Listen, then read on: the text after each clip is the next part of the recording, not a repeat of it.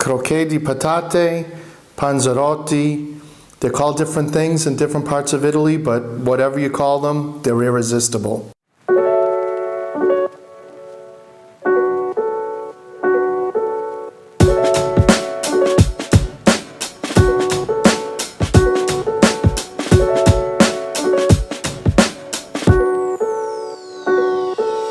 Welcome to Actually Italian. I'm Sal and I've been living in Italy for years now. I'd like to teach you how to cook authentic Italian recipes just like an Italian would. Street food is really popular in Italy, especially from Rome on south down to Sicily, Puglia. In fact, in Naples, they have what are called friggitorie, which are like fry shops just sprinkled all over the town. You just walk right up to the window and you order a couple of fried things like these croquettes. They're great finger food. They make an awesome appetizer if you're having a party and you just want to pass food around. People are going to love them. All right, these aren't really complicated to make. And the longest part of it really is going to be boiling the potatoes. So I have some boiled potatoes that I've already got going. I left the skin on, and that's because I'm going to be using a ricer. If you're going to mash them, you'd have to peel them ahead of time. I love using the ricer because it just makes it easier. We can throw the whole potato in here, and we're also going to have a nice homogeneous mashed potato. It's really important that the potatoes are still hot when you put them in the ricer. If you let them cool, the mixture will come out really gummy. If you need to get a ricer, don't get one with the holes on the side like this, and you're gonna see why in a second. See how it squirts out the side there? I have to basically keep this inside the bowl so it doesn't get all over the place.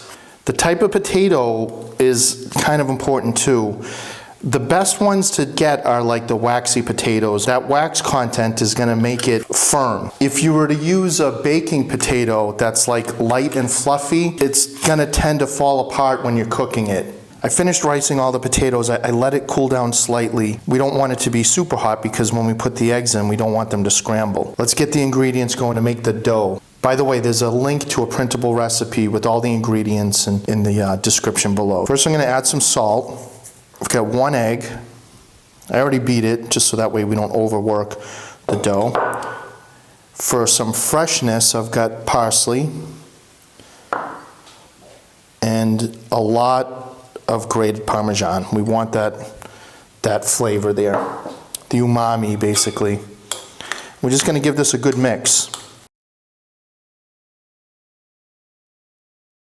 This is fully mixed now. It's pretty homogeneous. We're going to be using our hands here to form these, so we don't want this to be sticky. This is really wet right now. There's no way that this is going to come together. And since it's kind of wet, we need to put a binder in to bring this all together to make it workable. The choice then is which kind of binder to use, and it's going to depend on how you want the texture to be. If you like that crunchy outside and like soft and almost mashed potato texture, then you'd want to put breadcrumbs in. If you like it like a fritter texture, almost like a dough on the inside, then you'd want to add flour. I like it the second way. So I'm going to put a little bit of flour in this to bind it up, to dry it out a little bit. There's not a certain amount that I can tell you that you need to use. You have to go by feel, which is pretty easy to figure out. It's either going to stick to your hands or it's not. Just going to add a little bit at a time, teaspoon by teaspoon, and just mix it up.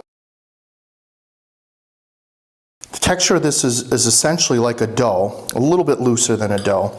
So this is going to work now. I'm going to be able to shape these. I have to wet my hands to make sure that they don't stick. So I'm going to take a scoop, put the size of what you would do for a meatball.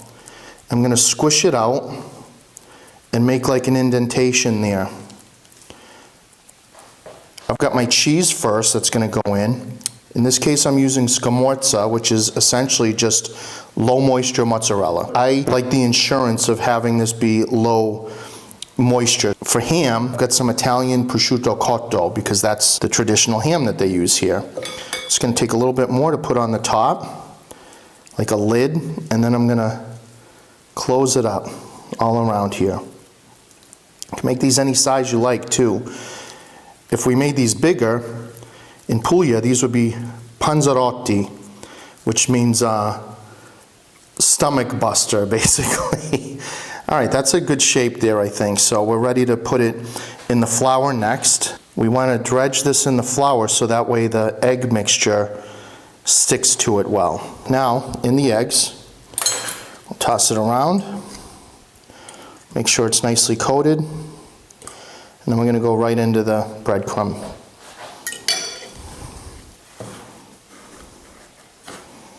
And again, we want this nicely coated, so get everything coated there. We'll give it another shape at the end. Smooth it out, and then we let it sit. I finished these now. They're going to go into the fridge for about 10 to 15 minutes just to firm up a little bit more. It's been 20 minutes, and I got some oil on. We want about 375. I'm going to put a little nugget in there to see. This is ready. Very gently, I'm going to lay these into that oil, and that's what we want to see. We want to see that vigorous boil right away. That's going to seal it, so that way it doesn't open up. Probably only going to do 4 of these at once. I don't want to crowd it because then the oil will get cold and they'll get a little soft. 3 minutes in, I'm going to turn these over now. Ooh, those look good. See, that resting time really helped. They've got a nice crust on there now because of that.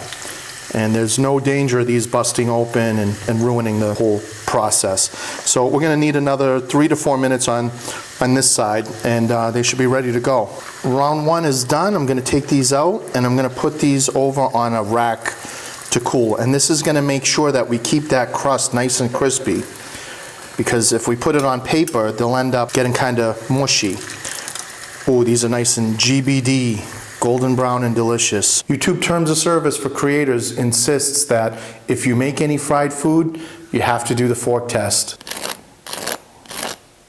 I think we already know this is going to taste good, but for the sake of science, I have to give it a try and let you know. I just love these. I mean, I could eat that whole batch that I made. The thing that I really like about these is how it has like kind of a doughy consistency in the middle. These potatoes are very sweet. It almost tastes like I added some sugar to it. I hope you give these a shot, and I hope you enjoy them as much as I did. We'll see you in the next video.